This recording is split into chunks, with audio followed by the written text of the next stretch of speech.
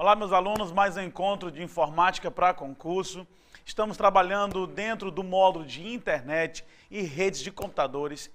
E hoje vamos conhecer um assunto que é muito, mas muito cobrado mesmo, que são protocolos. Mas antes de você estudar os protocolos, vamos entender o que vem a ser um protocolo. Protocolo funciona como se fosse uma língua, uma linguagem. As máquinas, para se comunicarem numa rede, assim como na internet, elas precisam usar a mesma língua, a mesma linguagem. Então, se você tem, por exemplo, um micro aí na sua sala, um micro no quarto, e você faz uma ligação dessas duas máquinas através de cabo ou a ligação sem fio, essas máquinas só conseguem se comunicar se a máquina do quarto e a máquina da sala utilizarem o mesmo protocolo, a mesma linguagem, a mesma língua. Se eu começar a ministrar essa aula minha aqui num outro idioma, você não vai entender. Então, para ter comunicação, eu falo um idioma, você entende o mesmo idioma. Assim como os humanos são as máquinas. Duas ou três ou mais máquinas só se comunicam dentro de uma rede se utilizam o mesmo protocolo, a mesma linguagem, a mesma língua. Então, observe no slide aí o que vem a ser um protocolo. Protocolo é uma espécie de linguagem utilizada para que dois ou mais computadores consigam se comunicar. Dois ou mais computadores consigam se comunicar. E a linguagem, o protocolo que foi definido como sendo o protocolo padrão da internet é o TCP/IP. Entenda comigo, olha. A palavra internet vem de uma junção de duas palavras. Inter, entre, net, redes. Entre redes. Internet é um conjunto de redes. São várias máquinas, são várias redes interligadas formando essa teia mundial de computadores. Pois bem, como você viu agora há pouco, dentro de uma rede, os computadores precisam usar o mesmo protocolo. Mas se eu tenho uma rede diferente daquela, eles podem usar outro protocolo. Agora, no caso da internet, não. A internet, todas as máquinas têm que utilizar esse que está aí, que é o TCP/IP, o protocolo padrão da internet. Viu? Protocolo padrão da internet. Eu estou afirmando que se você está conseguindo assistir essa aula nossa aí no site, se você está conectado à internet, a sua máquina possui isso. Mas, professor, eu nunca coloquei isso. É porque ele já vem dentro do sistema operacional. O Windows, o Linux. Então, todo mundo que está conectado na rede tem o TCP/IP instalado. Tranquilo? Agora, TCP/IP não é um protocolo, infelizmente. Ele é um conjunto, uma família, uma pilha. Olha os termos que eu utilizei. Conjunto, família e pilha. Isso já foram cobrados em provas, os três termos. A família de protocolos TCP/IP, a pilha TCP/IP, o conjunto TCP/IP. Então, tudo que você faz numa rede, tudo que você faz na internet, existe um protocolo envolvido.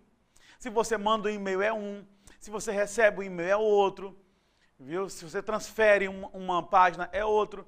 Então, cada serviço tem um protocolo e o nome da família toda é TCP/IP. Observe na imagem ali que o TCP/IP ele é o padrão, ele é o conjunto. E eu quero que você tenha em mente sempre a ideia de uma família. Está aí um exemplo de uma família. Considere que cada membro dessa família ele faz parte de um conjunto. Cada membro desse aí é um protocolo. E o nome de todos juntos é o TCP/IP. Vamos para essa aqui que é melhor. Olha essa família aqui dos pintinhos. É só para ilustrar. Cada pintinho desse, ele tem um nome, uma função. Esse aqui é o POP3, esse aqui é o HTTP, esse aqui é o IMAP. Então, cada pintinho tem um protocolo, tem um nome. Agora, quando o pessoal relaciona a família, ela não chama o nome de todos os membros da família. Só chama do galo TCP e da galinha IP. Não sei se você entendeu que cada ação sua tem um protocolo e o nome de todos eles TCP/IP. Na prova, a banca pode simplesmente perguntar qual o protocolo padrão da internet, TCP/IP. Mas o esperado é que você estude os protocolos que fazem parte da família. Cada serviço, cada sigla, o que é que ela significa, para que ela serve. Então vamos conhecer agora os principais protocolos da família TCP/IP, que são esses aqui. HTTP, HTTPS, SMTP, o IMAP, o POP3, o Telnet, o DNS e o FTP. Você que já fez prova de concurso, você já deve ter visto essas siglas na prova. Isso cai muito. Cada sigla dessa é uma ação que você faz na internet. E o nome de todas juntas, todas é TCP/IP. No final, eu lhe explico o que é o TCP e o que é o IP. Por enquanto, vamos conhecer os outros pintinhos da família TCP/IP. Vamos começar com o HTTP, o HTTPS e o FTP. Para você no concurso, tem que decorar essa sigla que ela faz. Eu vou explicar aqui, cada sigla dessa. Mas se você não entender, decora que dá certo do mesmo jeito. HTTP serve para quê? Para transferência de páginas. É até interessante, eu coloquei os três juntos, porque os três trabalham com transferência. HTTP transferem, HTTPS também, sabe por que o S? A transferência de páginas seguras. E o FTP transfere arquivos. Três protocolos da família TCP/IP. Meu aluno, nós vimos em outras aulas que existe um programa que você usa para abrir os sites, que é o navegador. Então você em casa, que é chamado de cliente, você conecta a internet e solicita aos servidores as informações, as páginas. Então, você é cliente que acessa o servidor. O site está aqui, ó, no servidor. Aí você abre um navegador, um browser, né, como o Explorer, como o Firefox, e você digita um endereço da página que você quer acessar. Esse endereço é chamado de URL. O endereço eletrônico de uma página é chamado de URL. É esse rapaz, é esse endereço que está aí, ó. http://www.aquivocepassa.com. Toda essa informação que está aí no slide é chamada de URL. A tradução de URL significa localizador, uniforme, universal de recursos. Então, toda vez que você for localizar algum recurso numa rede, como, por exemplo, a internet, você vai precisar digitar um endereço. E o endereço é chamado de URL. E esse endereço, nesse caso aí, que é de uma página, é digitado em um navegador. E olha quem está no começo do endereço, o HTTP. Para mostrar qual serviço que eu estou utilizando. HTTP, ele mostra qual serviço que eu estou usando. Aqui é um protocolo, eu estou pedindo para o programa realizar uma transferência de uma página. E ele faz parte da família chamada TCP/IP. Isso aqui é o local da página, sinônimo de web. Web é a área gráfica da internet, a área que tem os sites. E isso aqui tudo é o que nós chamamos de domínio. Então, URL é tudo isso. Começa com o protocolo, o local e o domínio, o nome da página. O navegador, transfira uma página para mim da web, chamada aquivocepassa.com. Transfira uma página da web, chamada aquivocepassa.com. Aí o navegador se comunica com o servidor e você consegue acessar essa aula, porque tanto a tua máquina como o servidor, os dois utilizam TCP/IP. Os dois utilizam a mesma linguagem. E aí, como um fala português e o outro português, a comunicação. Agora, quem está envolvido na transferência da página é o HTTP, um dos protocolos da família TCP/IP. Agora, meu aluno, essa transferência, ela não é feita de forma segura. A transferência segura é feita usando um outro protocolo. Então, se você encontrar uma URL que começa com HTTP, naquela página você não poderá colocar, digitar informações confidenciais, dados bancários, financeiros, porque até chegar ao servidor, alguém pode pegar essas informações. Então, para isso, você tem que observar se na URL eu tenho um S. É o HTTPS que faz a transferência. Viu? O HTTP, ele não tem segurança nenhuma. A segurança acontece somente com o HTTPS. E quando eu digo que vai ser seguro, é porque vai usar uma técnica chamada de criptografia, que já foi visto numa aula sobre certificação digital. Então, HTTPS mostra que a página é segura, mostra que ela utiliza uma técnica chamada de criptografia. Entenda. Se você acessar um site de compras, por exemplo, e lá solicitar seu CPF, seus endereços, seus dados bancários, você pode digitar tudo isso. Digita e envia, se aqui tiver o S. Porque durante a transferência, o dado será criptografado, codificado.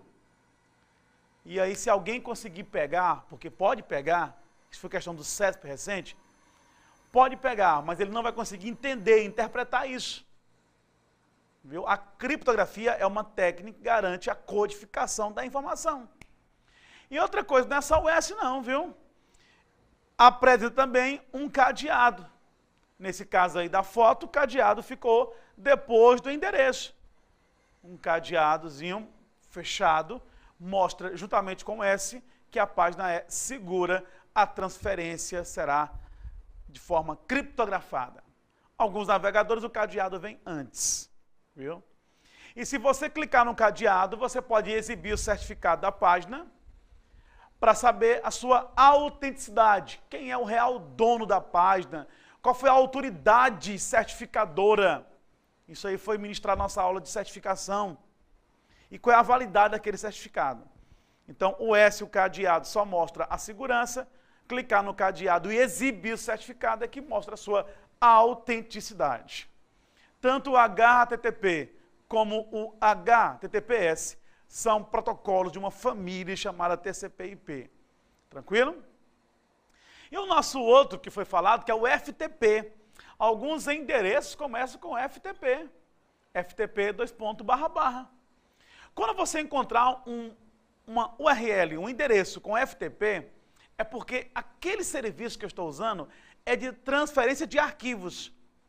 Eu acho que você um dia já acessou um endereço que quando você abriu eram pastas e arquivos, igualmente esse slide aí que eu vou apresentar para vocês.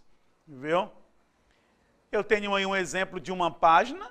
Observe que o conteúdo, o endereço, melhor dizendo, começa com FTP e olha como é a aparência de uma página FTP. São várias pastas que você clica e acessa os arquivos. Então, quem realiza a transferência de arquivos é o FTP. Só reforçando que quando você manda um arquivo para um servidor, você faz o upload. Quando você baixa, você faz o download. Então, o FTP é um processo de upload e download. Alguém envia para o servidor e os clientes baixam do servidor. Upload e download. Tranquilo? E esses arquivos, esse endereço, que começa com FTP, ao digitar ele e teclar Enter, ele pode exigir uma autenticação ou não. Existe um FTP que pede senha, tem outro que entra direto. O FTP que pede senha é o autenticado, exige uma autenticação. E tem FTP, tem endereço que você coloca e ele entra direto. Ali é o anônimo, que não exige senha. Além do mais, essas pastas eu posso determinar permissões. O que cada usuário pode fazer com os arquivos dentro dessa pasta. Tranquilo?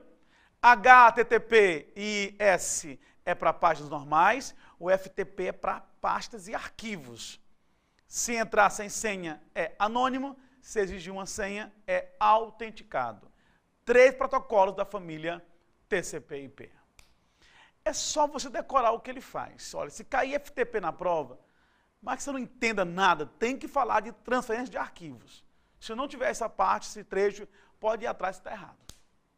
Vamos para os próximos? Eu tenho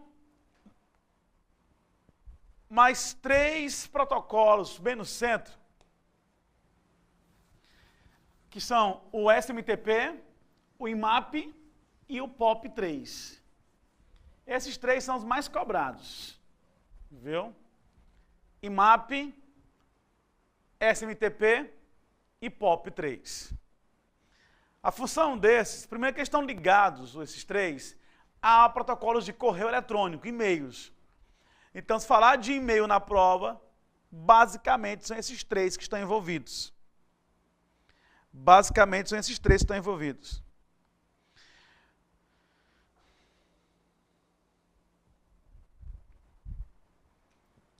O POP3 serve para receber os e-mails. O IMAP serve para acessar as mensagens no servidor. E o SMTP serve para enviar as mensagens de e-mail. Então, eu acredito que todos vocês utilizam e-mails, sabem que é um serviço de correio eletrônico. Eu tenho vários provedores de e-mail hoje em dia, como Gmail, como Yahoo. E quando eu utilizo um e-mail, eu posso configurar ele dentro de programas de e-mails, como o Outlook e o Thunderbird. O Outlook, eu estou falando agora do programa Microsoft Outlook, que vem junto com o Word, com o Excel no pacote Office. E tem outro programinha que é o Thunderbird. Esses 2 programas de e-mails, vocês instalam nas máquinas, configuram ele, para acessar os e-mails. Mandar e-mails, receber e-mails. Quando você for utilizar o Outlook ou o Thunderbird, ele vai exigir uma configuração. E em um dos momentos lá das etapas, ele vai solicitar quais são os protocolos envolvidos nesse serviço, nesse programa. O que você quer fazer no Outlook ou no Thunderbird? Se você configurar o POP3, significa que o programa Outlook e o Thunderbird, eles vão baixar os e-mails. O e-mail vai sair do servidor e ficar na sua casa. Então, eu tenho lá em casa o Outlook, eu configurei o POP3 nele, não importa como configurar, não cai no concurso, mais isso hoje em dia. E quando eu conecto à internet e mando receber, os e-mails são baixados lá em casa, na minha máquina. E por padrão, eles limpam no servidor. Eu posso até configurar para deixar uma cópia, mas ele faz baixar na máquina. Se eu configurar o IMAP, significa que ele não vai baixar, ele vai só acessar a mensagem no servidor. Ela não fica na sua máquina, fica lá no servidor. Então tem que sempre utilizar uma conexão. E para enviar o SMTP, ele que envia as mensagens de e-mails. Recebe, acessa e envia. Se falar de correio, só pode ser um desses 3 aqui. Tranquilo? Lembrando que nós temos uma dica que é a seguinte: SMTP, sua mensagem está partindo. Para você memorizar isso. A sua mensagem está partindo. IMAP, manter, ele não traz, ele mantém no servidor. E o P, de puxar, ele recebe os e-mails na sua máquina, ele descarrega no seu computador os e-mails. Tranquilo? POP3, IMAP e SMTP são protocolos de correio eletrônico. Na prova, vocês vão ver depois nas questões, é direto, a pergunta é direta. O SMTP é um protocolo padrão para recebimento. Falso, é para envio. Então tem que decorar a sigla que ele faz. P, puxar, M, manter, sua mensagem está partindo. É só para memorizar, não é a tradução real da sigla. Volta para a família. Eu tenho o Telnet. Ele é usado para acesso remoto. É você acessar um computador à distância. Acesso remoto. é você acessar um micro à distância. Eu posso utilizar um computador que esteja distante do meu. Eu estou no trabalho e eu consigo acessar meu micro lá em casa. Não importa como você faz isso, qual programa você utiliza. O que importa é qual o protocolo que trabalha com isso. É o Telnet. E muito cuidado que ele termina em net. As bancas gostam de misturar isso com intranet, extranet, internet, mas não tem nada a ver com isso. Net, isso aí é um protocolo para acesso remoto. É você utilizar um computador sem estar na frente dele. Viu? E o último aí da família é o DNS. A função do DNS é a conversão de nomes de domínios em endereços IPs. É a conversão de nomes de domínios em endereços IPs. Agora, o que vem a ser esse endereço IP? Porque o domínio você sabe o que é. O domínio você sabe, é aquele aqui você passa.com. E o que é esse IP? Deixa eu explicar para vocês. Meu aluno, assim como você tem um número que identifica, que é o CPF, as máquinas, quando se comunicam numa rede, elas também utilizam um número. Elas também possuem um CPF. Agora, você não conhece o seu amigo, sua namorada, sua esposa, pelo número não, você conhece pelo nome. Então, tu imagina alguém falar, rapaz, eu conheci o fulano ontem à noite, ele é 84, 58, 60, 2, 3... Não tem lógica você conhecer a pessoa pelo número do CPF. Então, você fala, eu conheci o Alisson. Então, você conheceu pelo nome e não pelo CPF. Mas as máquinas, quando se conectam numa rede como a internet, elas também possuem números. Só porque é muito mais fácil o ser humano entender os nomes dela do que os números. Então, eu quero que você entenda que todo computador na rede possui um tal de endereço IP. Esse endereço IP, ele não é para máquina, ele é para conexão. Então, se a máquina tem duas conexões, ela tem dois endereços IPs. É graças ao IP que um pacote sai de um ponto e chega até outro. É graças ao IP que tem como identificar quem faz alguma coisa na internet, ou para o bem ou para o mal. É graças ao IP que a polícia chega aos criminosos na rede mundial de computadores. Sabe por que o IP que nós estamos usando hoje como padrão, ele está na versão chamada 4. Então, observe ali no slide que eles podem cobrar o IP na versão 4, que é o IPv4. Olha como é o formato do IP, olha o número que você tem aí. O IP, ele é um número que possui, na verdade, 4 números. Onde X é o número que pode ir de 0 a 255. Então, você que está conectado agora no nosso site, você está usando um número aí. E tudo que você fizer a partir de agora está registrado com esse número. Através da justiça, através da polícia, eu consigo chegar até você, caso você esteja usando a conexão para alguma coisa criminosa. Se estiver, por exemplo, baixando nossas aulas, tem como a gente saber que foi você que baixou essas aulas. O IP identifica o cliente. Observe que o número IP ele não possui um número, são 4. Ó. Tem um exemplo aí, 189.34.242.229. 4 números e todos na faixa entre o 0 ao 255, desculpa.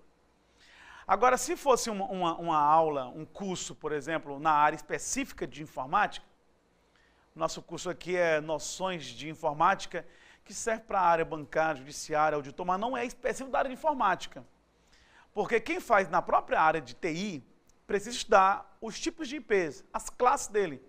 Eles são divididos em várias classes, tem alguns IPs que não podem ser usados, viu? Mas isso normalmente não cai para quem é em áreas comuns, só na área específica. Então, lembre que esse formato aí, quando você for julgar, julgue. São 4 números e todos estão entre 0 a 255. nesse formato, dá para gerar 4 bilhões de endereços IPs, 4 bilhões de números possíveis.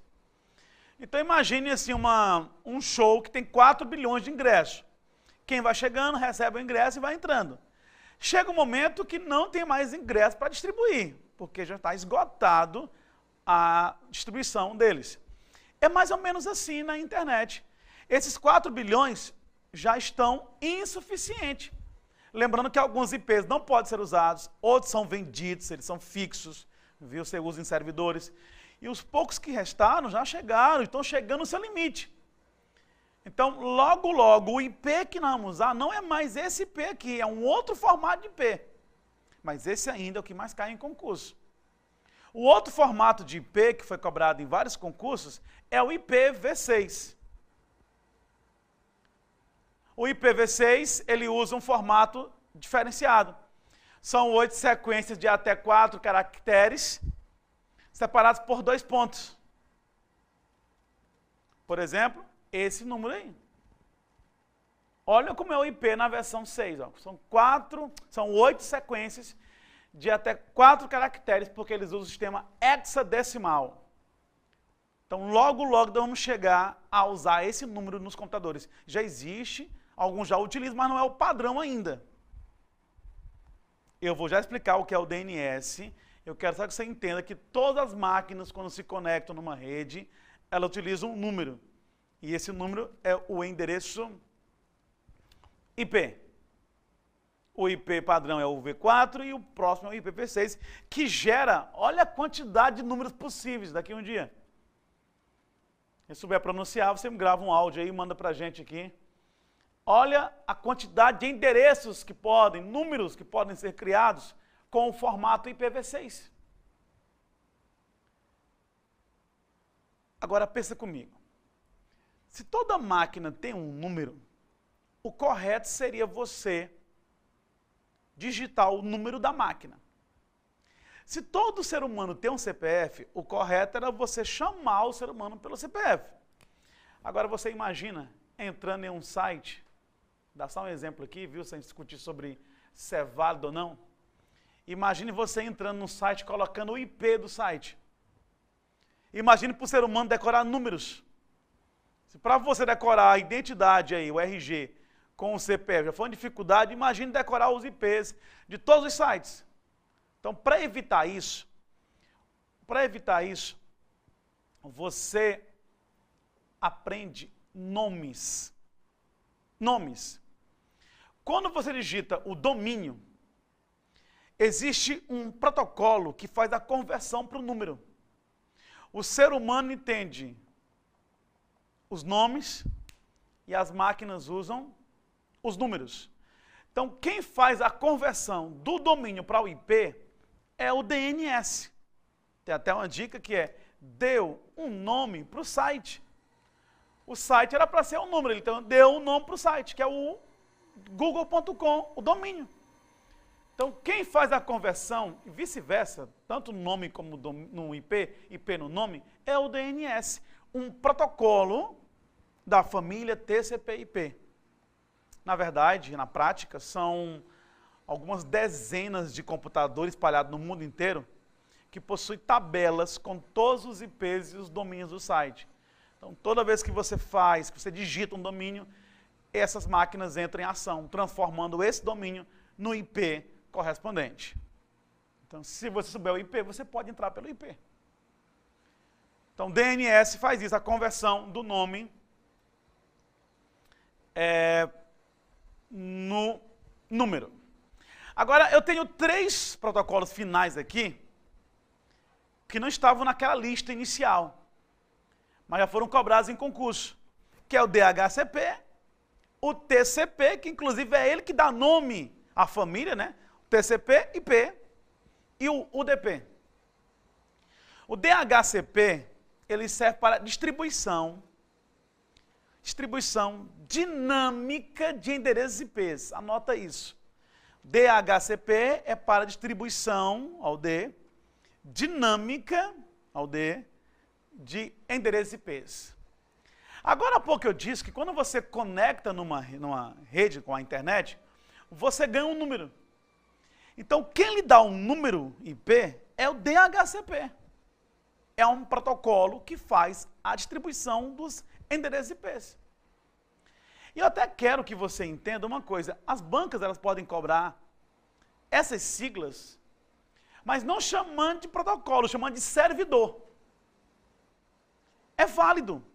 Então não se espante se a banca falar o servidor SMTP, o servidor DHCP. Viu? DHCP. É válido. Porque servidor é o nome de uma máquina que serve alguma coisa. E o que ela serve é o serviço, o protocolo que ela trabalha. Então, quando alguém falar o protocolo DHCP, o servidor DHCP, você não vai marcar errado pelo que vem antes da sigla. Pode deixar a banca chamar disso. Então, quando você conecta, é o servidor DHCP que gera o endereço IP que você vai usar. Então, quem distribui os IPs numa rede é ele, o DHCP, que trabalha com o protocolo.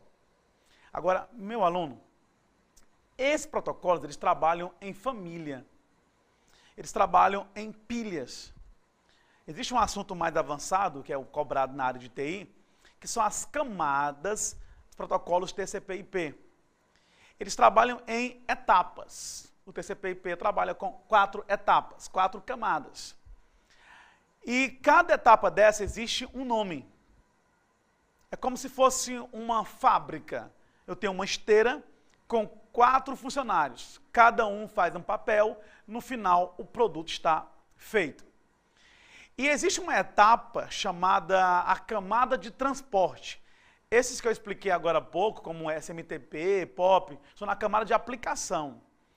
Agora, esses dois finais aí, o TCP e o UDP, são na camada de transporte. Quem realiza o transporte de pacotes de uma máquina para outra, a norma que regulamenta isso é TCP ou UDP. A questão é que o TCP realiza um transporte com a entrega garantida. É esse termo que a banca vai usar. Transporte de pacotes com entrega garantida. E o UDP faz o transporte de pacotes sem garantia nenhuma. Com garantia, ou C de confiável, sem garantia, o descartável, o D. Agora, a banca tem que usar o termo transporte de pacotes para os dois. Um com garantia ou sem garantia. Quando eu digo que um transporte é feito com garantia, é porque se o pacote não chegar no outro lado, ele vai reenviar esse pacote. Tem que chegar a informação. As informações trafegam dentro de uma rede, dividida em pequenos pedaços de pacotes. Agora, o UDP, ele quer velocidade, rapidez, ele quer enviar o pacote. Se chegar ou não é problema do outro, dele não. Ele não tem garantia de reenvio. Algumas informações, como transmissão ao vivo na internet, de vídeos, elas são feitas sem garantia, para poder ser enviado com maior velocidade. As bancas gostam de usar o termo TCP, dizendo que é orientado à conexão, e o UDP, eles colocam não orientado à conexão. Orientado e não orientado à conexão. São 3 que fazem parte da família TCP/IP também. Essa família TCP/IP, ela é uma família grande, é um assunto que você não consegue, às vezes, visualizar isso, mas como eu quero apenas ensinar você a fazer a prova, então decora que dá certo. HTTP, transfere páginas, HTTPS, a transferência é segura, FTP, transfere arquivos, POP3, recebe, SMTP, envia e MAP, acessa os e-mails. Telnet é para acesso remoto, acessar a única distância. O DNS faz a conversão do domínio no IP do site. Todo site por trás do domínio tem um IP. DHCP distribui os IPs. TCP, transporte com, e UDP sem garantia. Agora, meu aluno, eu falei para você, só para fechar aqui, que eles trabalham em etapas, em camadas. E eu disse que esse TCP e UDP trabalham na camada de transporte. Agora, aqueles que eu falei da camada de aplicação, eles possuem um número, cada um deles, que nós chamamos de porta. Porta. Então, algumas bancas podem perguntar a porta, o número dos protocolos. São muitas portas, 65 mil portas, mas essas portas são as mais cobradas. Observe no slide. O HTTP usa a porta 80. O HTTPS usa a porta 443. O POP3 usa a porta 110. O SMTP usa a porta o número 25. O FTP trabalha com 2, 2021. O DNS 53, o IMAP 143 e o Telnet 23. Então a banca pode perguntar isso. Já foi questão da Fundação Carlos Chagas, da ESAF. Inclusive a ESAF, ela gostava de fazer questões mais ou menos assim. Uma empresa bloqueou a porta 80 no firewall. Lembra do firewall, aquele mecanismo de segurança que controla o que entra e o que sai? Então, quando você chega num firewall, você faz o bloqueio do serviço, que pode ser feito o bloqueio pelo número do protocolo. Se a pessoa bloquear a porta 25 no firewall, aí ela pergunta qual serviço foi prejudicado. Aí teria que lembrar que o 25 é SMTP, então aquela empresa não faz o envio de mensagem de e-mail através de programa de e-mail. Então tem que lembrar da porta e do protocolo para saber qual foi o serviço que foi bloqueado. Tranquilo? Então tá aí, protocolos da internet, assunto que é cobrado em quase, se não em todos os concursos. Assista essa aula novamente para vocês poderem fazer anotações, viu? E vamos depois praticar questões. Espero que tenham entendido. Vou ficando por aqui. Aquele abraço.